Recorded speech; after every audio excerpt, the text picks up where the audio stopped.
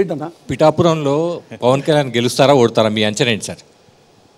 నేనైతే ఇప్పుడు పవన్ కళ్యాణ్ గురించి గుర్తుపెట్టి నేను గుండెలో చెప్తున్నా, నాకు పవన్ కళ్యాణ్ అన్న ఇప్పటికీ గౌరవం, చిరంజీవి అన్న గౌరవం. వేరే రాజకీయ నాయకుడు అది నేను సహించలేను. ఎందుకంటే ఒక రాజకీయ నాయకుడు దేనికి వస్తావు? ప్రజల కోసం వస్తావు. నువ్వు వచ్చి ఏం చేయాలి?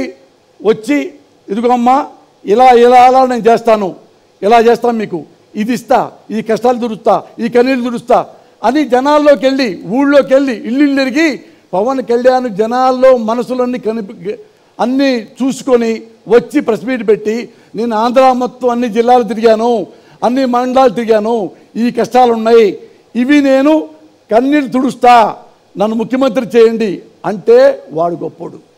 నువ్వు పార్టీ పెట్టావో లేదో ఎమ్మటే ఎంత ఘోరంగా నేను దుట్లా చంద్రబాబు నాయుడిని, చంద్రబాబా అది ముఖ్యమంత్రి అవుతాడా? వాళ్ళ మామను ఎన్ని పోటు పొడిచి జీబులెట్టు కూర్చొని వాళ్ళ మామ ఎన్ని పోటు పొడిచి ఆయన ముఖ్యమంత్రి, ఆయన ముఖ్యమంత్రి అవుతాడు నాలంటాడు అనకలేకపోతే. వెన్నుపోటు పొడిచి అయ్యాడు. ఏమండి అన్నాడు. నువ్వు దేనికి వచ్చావు? నువ్వు ప్రశ్నించడానికి కదా, ప్రశ్నించడానికి కాదు కావాల్సింది. నువ్వు జనాల్లోకి వెళ్ళు.